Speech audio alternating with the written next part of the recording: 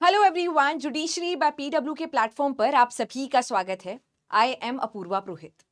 आज के सेशन में हम लोग एक बहुत ही ज्यादा लैंडमार्क केस के बारे में बात करने वाले हैं, जो कि अप्रैल 2025 में भी न्यूज में आया था और करंटली दोबारा से न्यूज में आया है। State of Tamil Nadu versus governor of Tamil Nadu. ये जो पर्टिकुलर केस है इंपॉर्टेंट है गवर्नर की शक्तियों के लिए। सुप्रीम कोर्ट ने जुडिशियल ओवर रीच किया है, जुडिशियल एक्टिविज्म किया है, इन दोनों में डिफरेंस किया है उसको समझने के लिए, राष्ट्रपति की पावर्स को अंडरस्टैंड करने के लिए, और इसके अलावा वीटो पावर के बारे में भी अंडरस्टैंड करने के लिए। आज के केस को समझने से पहले कुछ बेसिक चीजें आपको पता होनी चाहिए, जैसे कि बिल और लॉ में क्या डिफरेंस है, बिल और एक्ट में क्या डिफरेंस है, और आर्टिकल जो 200 है संविधान का वो कहता क्या है। ये दोनों चीजें आपको पता होगी तो जो मैं केस आपको बताने वाली हूँ वो आपको समझने में आसानी होगी। देखिए, कोई भी जो एक्ट होता है या लॉ जो होता है वो डायरेक्टली तो लॉ बनता नहीं है। पहले एक ड्राफ्ट लॉ को प्रेजेंट किया जाता है एक सदन में, उसके बाद वहां से पास होता है, फिर दूसरे सदन में पहुंचता है, वहां से पास होता है। और अगर सेंट्रल लॉ है तो राष्ट्रपति के असेंट की रिक्वायरमेंट होती है, लोकल लॉ है तो गवर्नर के असेंट की रिक्वायरमेंट होती है। ये असेंट मेकिंग पावर या असेंट वाली पावर जो है राष्ट्रपति के पास रहती है सेंट्रल लॉज के लिए, गवर्नर के पास रहती है लोकल लॉज के लिए। पर कहने का ये मतलब है कि किसी भी ड्राफ्ट लॉ को लॉ बनने के लिए गवर्नर का असेंट चाहिए होगा लोकल लॉ में, और सेंट्रल लॉ में असेंट चाहिए होगा राष्ट्रपति का। ये बेसिक सी बात है, तभी एक जो लॉ है वो लॉ बन पाएगा, अदरवाइज वो ड्राफ्ट लेवल पे ही रहेगा, बिल के लेवल पे ही रहेगा। इसके बाद में आपका आता है आर्टिकल नंबर 201 को भी आप रेफर कर सकते हो राष्ट्रपति की पावर को अंडरस्टैंड करने के लिए। पहले हम लोग गवर्नर की बात करते हैं। आर्टिकल 200 में असेंट टू बिल के बारे में बात की गई है। जब बिल पास किया गया लेजिस्लेटिव असेंबली के द्वारा एक स्टेट के, या किसी भी स्टेट में अगर लेजिस्लेटिव काउंसिल है तो उनके भी द्वारा, तो उसके बाद में ये पहुंचता है गवर्नर के पास में। अब गवर्नर के पास पावर यह है कि या तो बिल पे असेंट दे दिया, या फिर विथहोल्ड कर दिया असेंट को, या राष्ट्रपति को भेज दिया रिकंसिडरेशन के लिए, या वापस से लेजिस्लेटिव असेंबली के पास भेज दिया इसको वापस से रिव्यू करने के लिए, रिकंसिडर करने के लिए। ये कुछ ऑप्शंस रहते हैं गवर्नर के पास, और इसके बारे में आर्टिकल नंबर 200 में बोल रखा है। ये जो वीटो पावर होती है इसे राष्ट्रपति के को भी दे रखा है और गवर्नर को भी दे रखा है as per constitution of India. 3 types of veto power are there. For example, एक एब्सोल्यूट वीटो होता है जहां पे टोटल रिजेक्शन हो गया, मना कर दिया कि हम असेंट नहीं दे रहे हैं। इसका एग्जाम्पल है पेप्सू बिल 1954 में by doctor Rajendra Prasad. Pocket veto है जो कि रिटर्न करता है, सस्पेंसिव विटो जो कि रिटर्न करता है बिल को कंसिडरेशन के लिए। ये एग्जांपल के तौर पे ऑर्डिनरी बिल में आपको देखने को मिलता है कि रिटर्न किया, इसको रिकंसिडर करो, इन चीज़ों को बदलो, ये जो प्रोविजन है नहीं होना चाहिए, इस तरह की जो भी बातें हैं उसको रिकंसिडर करने के लिए भेजा जाता है। फिर आता है आपका पॉकेट वेटो, जहां पे कोई भी एक्शन नहीं लिया जा रहा है इनडेफिनेट पीरियड तक, और ये अप्लाई होता है to any bill with no constitutional time limit for action. यानी कि एक तरीके से आपने इस बिल को जेब में डाल दिया है, मतलब पॉकेट विटो नाम यहां से कॉइन हुआ है। एक्चुअल में नहीं जेब में डाला जा रहा है, एक्चुअल में इस पर कोई एक्शन ही नहीं लिया जा रहा है। तो ये सारी विटो वाली पावर्स होती हैं। आमतौर पे गवर्नर के पास में सारी की सारी वीटो पावर उस तरीके से नहीं होती जैसे राष्ट्रपति के पास होती, थोड़ी सी लिमिटेशन होती है उसमें। अगर हम लोग बात करें अब आज के केस के बारे में, तो पहले आपको अंडरस्टैंड करने से पहले अप्रैल 2025 में क्या हुआ था उसको अंडरस्टैंड करना पड़ेगा। आई होप आपको आर्टिकल 200 क्या है वो समझ में आ चुका हो, और असेंट की पावर कितनी इंपॉर्टेंट है ये आपको समझ में आ चुका हो किसी भी लॉ का बनने के लिए। अब होता ये है कि केस स्टार्ट होता है आपका state of Tamil Nadu versus governor of Tamil Nadu. इसको भी समझने से पहले केस के बैकग्राउंड में जाते हैं, फिर बात करेंगे केस में क्या हुआ। तो ऐसा हुआ था कि कुछ पर्टिकुलर सालों से गवर्नर ऑफ तमिलनाडु ने तमिलनाडु की कोई भी लॉ पर बिल पर असेंट देना मना कर दिया था। ऐसे करके 10 बिल्स पेंडिंग पड़े थे जिसमें असेंट दी ही नहीं जा रही गवर्नर के द्वारा। जिन लोग को आइडिया नहीं है, मैं आपको बता दूं कि राज्य सरकार अलग है और गवर्नर अलग होता है। गवर्नर को काफी हद तक एजेंट ऑफ सेंट्रल गवर्नमेंट भी कहा जाता है। राज्य सरकार और गवर्नर में अक्सर पॉलिटिकल मतभेद होते रहते हैं, पॉलिटिकल राइवलरी चलती रहती है काफी सिचुएशंस के अंदर। तो लेकिन अगर वो राइवलरी चल भी रही है तब भी आप स्टेट की फंक्शनैलिटी को तो नहीं तोड़ोगे, कि जो गवर्नेंस है उसको तो कहीं ना कहीं आंच नहीं लगाओगे। पर स्टेट ऑफ तमिलनाडु में ऐसा हो रहा था। वहां पे राज्य सरकार बिल बना रही है, लॉ बनाने की कोशिश कर रही है सोशल वेलफेयर के लिए, यूनिवर्सिटी बनाने के लिए, लोकल सेल्फ गवर्नमेंट के लिए, लेकिन जो गवर्नर साहब है असेंट दे ही नहीं दे रहा। वीटो पावर का इस्तेमाल कर लिया और इस पे मैंने रोक लगा दी, और अनिश्चित काल तक बहुत सारे बिल काफी सालों से पेंडिंग थे। ऐसी सेम सिचुएशन ना कुछ और स्टेट में भी हो रही थी, पर तमिलनाडु में बहुत ज्यादा हो गई थी। फिर तमिलनाडु की राज्य सरकार पहुंची सुप्रीम कोर्ट के पास में, और उसके बाद में ये पूरा की पूरा मुद्दा खड़ा होता है। तो after the governor withheld the assent, the Tamil Nadu Legislative Assembly reenacted the bill also and sent them back also। लेकिन असेंट देने की जगह वो वापस कुछ राष्ट्रपति को भेज रहे हैं, मतलब एक तरीके से उसको घुमाते जा रहे हैं। एक जो लॉ बनना चाहिए वो बन नहीं पा रहा है, और इससे अल्टीमेटली लोगों का नुकसान हो रहा है। जनता का नुकसान हो रहा है। तो यहाँ पे मामला पहुंचता है सुप्रीम कोर्ट के पास में। सुप्रीम कोर्ट यहाँ पे आर्टिकल नंबर 200 को इंटरप्रेट करता है, जो असेंट गिविंग पावर के बारे में बात कर रहा है। और जस्ट ये है कि ये कहता है कि आप अनिश्चित काल तक किसी भी बिल को अपने पास में नहीं रख सकते, इंडेफिनिट टाइम पीरियड तक। आपको एक पर्टिकुलर टाइम बाउंड मैनर में उस पर कुछ ना कुछ असेंट देना पड़ेगा या उसको रिकंसिडरेशन के लिए भेजना पड़ेगा, पर हर चीज आपको टाइम बाउंड मैनर में करना पड़ेगा, क्योंकि इससे कहीं ना कहीं डेमोक्रेसी हमारी अफेक्ट हो रही है। डेमोक्रेसी कैसे अफेक्ट हो रही है? डेमोक्रेसी का मतलब ये है government for the people, by the people, of the people, लोगों के लिए है, लोगों की सरकार है। लोगों ने जिन लोगों को इलेक्ट करा है वो लोग लॉ बनाने की कोशिश कर रहे हैं लोगों के लिए, लेकिन वो बन नहीं पा रहा है। क्यों? क्योंकि गवर्नर यहाँ पे कहीं ना कहीं असेंट नहीं दे रहे हैं। तो डेमोक्रेसी का भी मजाक बन रहा है। तो आर्टिकल 200 का इंटरप्रिटेशन इस तरीके से किया कि आप इस अनिश्चित काल तक बिल को रोक नहीं सकते हो। सुप्रीम कोर्ट ने क्लैरिफाई किया कि governor must act on state bills in time bound manner only, और यहाँ पे आपको काउंसिल ऑफ मिनिस्टर की भी एड और एडवाइस लेनी पड़ेगी। अब टाइम बाउंड मैनर जो है, ये टाइम बाउंड कितना बताया गया? तो सबसे पहले बोला गया कि अगर आप डिसाइड कर रहे हो कि मैं असेंट दूंगा बिल पे, या सोच रहे हो कि मैं इसको प्रेसिडेंट साहब को भेजना चाहता हूं, तो ये 1 महीने में, with in month from receiving the bill, आपको डिसाइड करना है। 1 महीने में असेंट दे दो, 1 महीने में ही अगर राष्ट्रपति को भेजना है तो भेज दो। इसके बाद में अगर आपको बिल रिकंसिडरेशन के लिए भेजना है, ठीक है, मतलब असेंबली के पास में, तो आप 3 मंथ्स के अंदर अंदर कर दोगे। और अगर असेंबली ने वापस आपको रिकंसिडरेशन के बाद भेजा है तो must assent within 1 month, उसके बाद में आपको मैंडेटरी रूप से असेंट देना पड़ेगा 1 महीने के अंदर अंदर। ये टाइमलाइन समझ आई? सबसे पहले तो जब बिल आपके पास आया, अगर आप असेंट देना चाहते हो या राष्ट्रपति को भेजना चाहते हो, जो भी करना चाहते हो, 1 महीने में डिसाइड करोगे। अगर असेंबली को वापस कंसिडरेशन के लिए भेजना चाहते हो तो 3 मंथ्स में करोगे। और अगर उन्होंने वापस आपको रिकंसिडरेशन के बाद भेजा है तो आपको असेंट देना ही पड़ेगा, आपके पास डिस्क्रिप्शन नहीं, और 1 महीने में आप असेंट दोगे।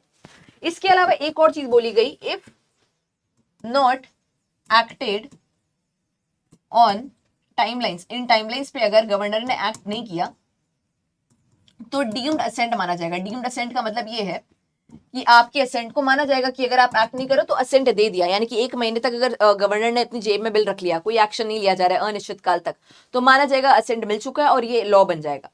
ये सारी चीजें हैं। इसके अलावा राष्ट्रपति के ऊपर भी कहीं ना कहीं टाइमलाइन इंपोज की, राष्ट्रपति के ऊपर भी टाइमलाइन इंपोज होगी। इसके अलावा इस केस में सुप्रीम कोर्ट ने बहुत सारी और चीजें भी हाईलाइट की कि कैसे ये संविधानवाद के अगेंस्ट है, कॉन्स्टिट्यूशनलिज्म के अगेंस्ट है। यहाँ पे बोला गया कि गवर्नर्स को यहाँ पे रोड ब्लॉक क्रिएट नहीं करना है हमारे गवर्नेंस के लिए, उनको स्टेट गवर्नमेंट के साथ मिलके ऐसे वर्क करना है कि उद्धार हो सके लोगों का। वैसा हो नहीं रहा है। यहाँ पे B.R. अम्बेडकर की एक बात को भी सुप्रीम कोर्ट ने नोट किया था कि however good a constitution may be, if those who implement it are not good, तो वो बैड ही है संविधान या कोई भी लॉ। कोई भी कानून का अच्छा होना इनफ नहीं है, उसको इंप्लीमेंट करने वाले लोग अच्छे होने चाहिए। वहीं पर अगर कोई संविधान खराब भी होगा, उसको इंप्लीमेंट करने वाले लोग अच्छे होंगे तो सब कुछ बढ़िया ही रहेगा उस समाज में। इन सब चीजों के लिए बोला गया। उसके अलावा ये भी कहा गया कि डेमोक्रेसी को अपहोल्ड करना बहुत इंपॉर्टेंट है।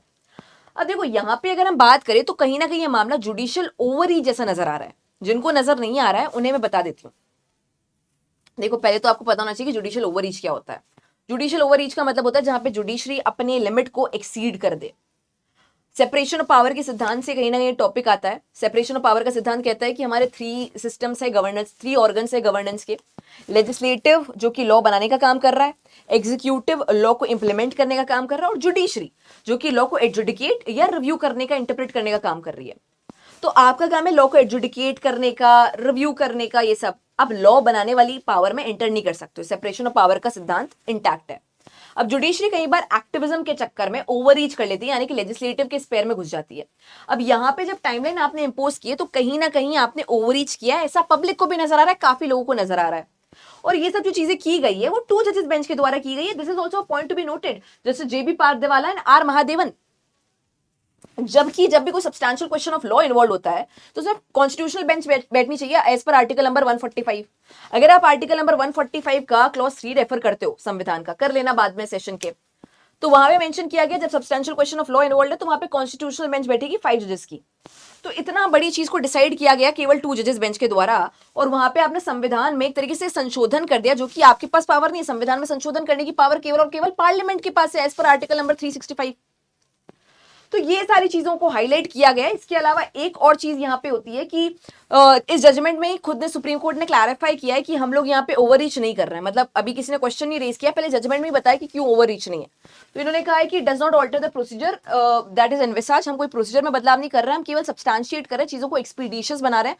और अगर आपने टाइम बाउंड मैनर में एक्ट नहीं भी किया तो आप अगर कोई रीजनेबल रीजन की वजह से है तो उसमें इतना स्ट्रिक्टली हम लोग उसको कंप्लाई नहीं करेंगे। इसके बाद में काफी सारे लोग आवाज उठाते हैं, बहुत सारे पॉलिटिशियंस आवाज उठाते हैं। इनफैक्ट जो उस टाइम पे आपके एक्स उपराष्ट्रपति थे जगदीप धनखड़, उन्होंने तो बहुत ही जोरों शोरों से इसके अगेंस्ट बात की थी कि कैसे कोई सुप्रीम कोर्ट राष्ट्रपति को बता सकता है, हेड ऑफ नेशन को बता सकता है कि कैसे एक्ट करना है, कैसे एक्ट नहीं करना है। इसके अलावा और भी बहुत सारे क्वेश्चंस दूसरे पॉलिटिशियंस के द्वारा भी रेज किए गए थे। फिर 1-2 महीने बाद ऐसा होता है कि द्रौपदी मुर्मू जो राष्ट्रपति जी हमारी, उनके द्वारा आर्टिकल 143 को इन्वोक किया जाता है।